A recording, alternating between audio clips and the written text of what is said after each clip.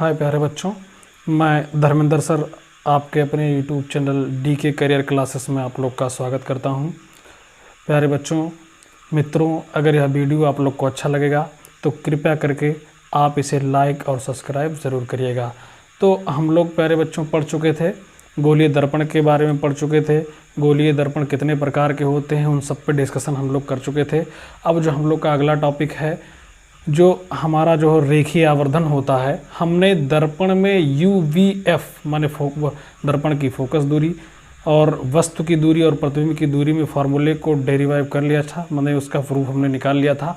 अब जो हम पढ़ने जा रहे हैं रेखीय आवर्धन क्या होता है उसके बारे में डिस्कशन करेंगे और वो बहुत ही इम्पोर्टेंट चैप्टर है। इस पर सिर्फ केवल क्वेश्चन पूछे जाते हैं। तो प्यारे बच्चों, हमको फार्मूला, जो भी ये फार्मूला होगा उसको हमको याद करना है और फार्मूले के माध्यम से हम क्वेश्चन को कर लेते हैं। ठीक, तो हम रेखीय आवर्धन क्या होता है इसके बारे में डिस्कशन करते हैं। तो रेखीय आवर्धन प्यारे बच्चों होता है कि अगर कोई वस्तु हम किसी दर्पण के सामने, गोलीय दर्पण के सामने रख करके उसका प्रतिबिंब बनाते हैं तो उसके प्रतिबिंब की लंबाई और उसके जो वस्तु की लंबाई होती है उसका जो अनुपात निकल करके आता है, उसी अनुपात को हम क्या कहते हैं, रेखीय आवर्धन कहते हैं। ठीक, तो प्यारे बच्चों पहले हम परिभाषा इसकी क्लियर कर लेते हैं कि अगर कोई गोलीय दर्पण है तो उसका रेखीय आवर्धन क्या होता है। तो हम कहेंगे प्रतिबिंब की लंबाई, प्रतिबिंब की लंबाई, प्रतिबिंब की लंबाई तथा वस्तु की लंबाई के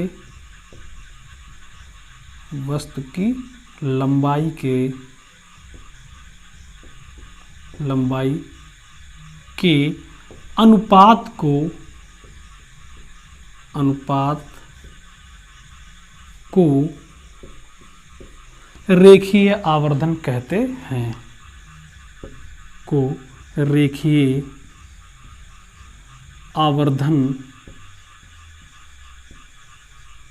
आवर्धन कहते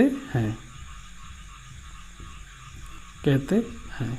ठीक, इसे हम स्मॉल लेटर M से प्रदर्शित करते हैं। इसे किससे प्रदर्शित करते हो भैया? इसे स्मॉल लेटर में M से प्रदर्शित करते हैं।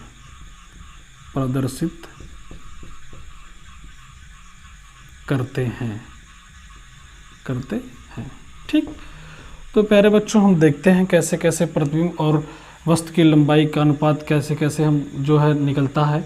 तो आप देखेंगे, हमने कोई गोलीय दर्पण ले लिया, मान लिया हमने ये एक गोलीय दर्पण ले लिया। कौन सा दर्पण? अवतल दर्पण ले लिया और ये इसका मुख्य अक्ष है। और हमने क्या किया, ये जो है दर्पण का ये जो बिंदु होगा, इसका जो मिड पॉइंट होगा वो ध्रुव होगा और यहाँ इसका फोकस होगा और यहाँ कहीं इसका सेंटर ऑफ कर्वेचर होगा, माने वक्रता त्रिज्या होगा, वक्रता केंद्र होगा। ठीक, अब हम क्या करते हैं, इस पर एक वस्तु ले लेते हैं। ठीक, एक वस्तु हमने ले लिया जिसकी लंबाई OO' हमने ले लिया। अब जो है इस वस्तु की लंबाई OO' है, इसका हम प्रतिबिंब बनाएंगे। तो प्रतिबिंब बनाने के लिए प्यारे बच्चों हमको दो किरणों को यहाँ से भेजना पड़ता है। अब परावर्तन के पश्चात जहाँ मिलती हैं अथवा मिलती हुई प्रतीत होती है, वहाँ उसका क्या करता है, प्रतिबिंब बनता है। तो हम क्या करेंगे, एक किरण जो है मुख्य अक्ष के समांतर कुछ इस तरह से भेजेंगे और ये यहाँ से परिवर्तन होने के पश्चात जो होगी वो फोकस से होकर के जाएगी। और हम क्या करते हैं, एक किरण को सेंटर ऑफ कर्वेचर से भेजते हैं। तो सेंटर ऑफ कर्वेचर से जाने वाली किरण जो होती है वो सीधे जिस दिशा में जाती है फिर वही उसी सेंटर ऑफ कर्वेचर से क्या होती है, वापस हो जाती है। और ये दोनों किरणें परिवर्तन के पश्चात यहाँ इस बिंदु पर मिलती हैं और जहाँ पर ये मिलती हैं तो यहाँ उस वस्तु का प्रतिबिंब हमको I' मिलता है। तो हमने रेखीय आवर्धन के बारे में बताया, डिफिनीशन यहाँ लिखी हुई है। प्रतिबिंब की लंबाई तथा वस्तु की लंबाई के अनुपात को रेखीय आवर्धन कहते हैं और इसे स्मॉल लेटर M से प्रदर्शित करते हैं। तो रेखीय आवर्धन अगर हमको निकालना है तो रेखीय आवर्धन बराबर होता है प्यारे बच्चों, तो रेखीय आवर्धन का जो फार्मूला निकल के आता है, आवर्धन का फार्मूला जिसे हम स्मॉल M से लिखते हैं, M = तो क्या है भैया, प्रतिबिंब की लंबाई। तो प्रतिबिंब की लंबाई भैया यहाँ कहाँ क्या है, I से लेकर I' यहाँ तक की ये जो लंबाई है यही क्या होगी, प्रतिबिंब की लंबाई होगी। तो आई डैश और इसकी भैया वस्तु की लंबाई के अनुपात को, माने वस्तु कौन सा है ये ओ डैश, इनका जो अनुपात निकल करके आता है उसी को हम रेखीय आवर्धन कहते हैं। ठीक, तो इस तरह से ये हमको फार्मूला मिलता है, या इसको हम प्रूफ जब करते हैं तो निकल करके आ जाता है m इक्वल टू, जब हम इसको प्रूफ करेंगे तो -v/u निकल करके आता है। हमें इसके प्रूफ से नहीं कुछ लेना देना है, सिर्फ हमको ये फार्मूला जानना है कि रेखीय आवर्धन किसे कहते हैं। रेखीय आवर्धन का फार्मूला क्या होता है, तो फार्मूला होता है m इक्वल टू -v/u, और जहाँ माने वेयर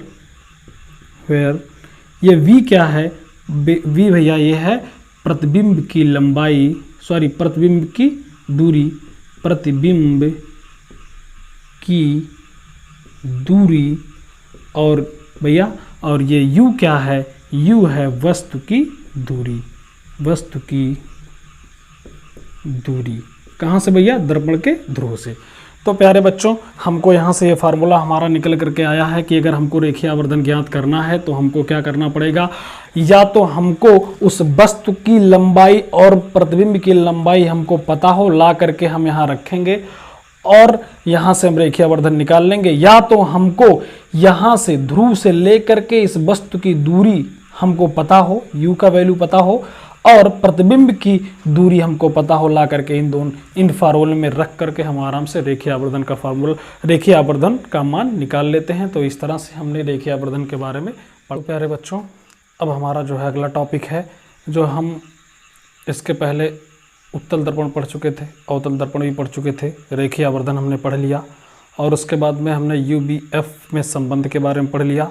तो हमारा जो है उत्तल दर्पण के प्रयोग के बारे में हम लोग पढ़ चुके थे। तो अब हम पढ़ने जा रहे हैं अवतल दर्पण का प्रयोग कहाँ कहाँ किया जाता है। ठीक, तो प्यारे बच्चों अवतल दर्पण का जो प्रयोग होता है, पहला नंबर हमारे दैनिक जीवन में किया जाता है, जैसे हम अपना शेविंग करवाते हैं, दाढ़ी बनाते समय जो है अवतल दर्पण का प्रयोग किया जाता है।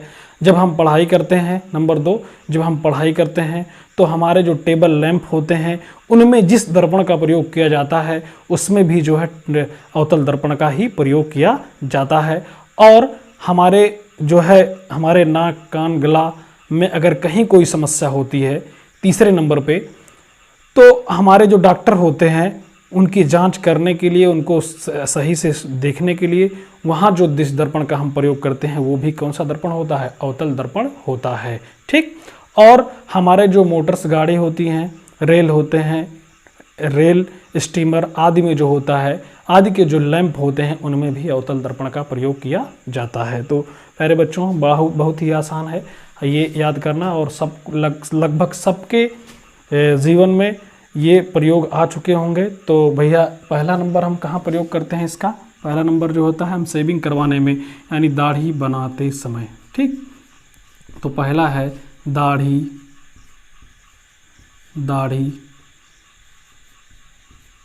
बनाते समय।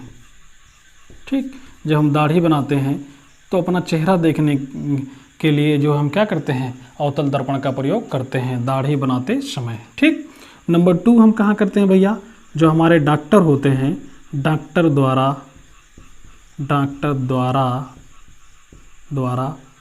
आँख कान गले का इलाज करते समय,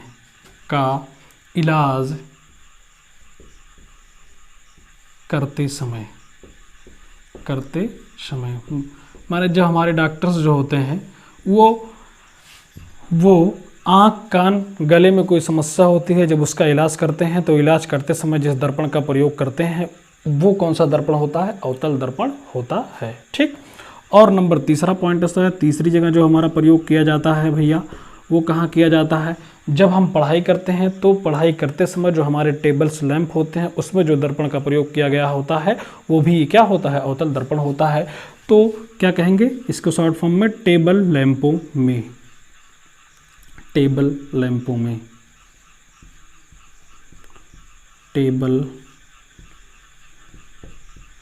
लैंपों में।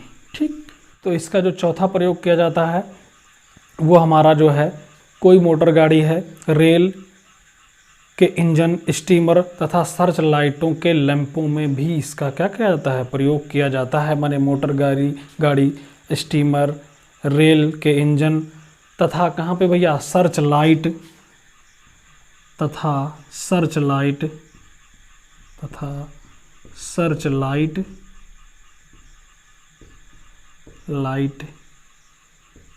के लैंपों में किया जाता है, लैंपों में किया जाता है।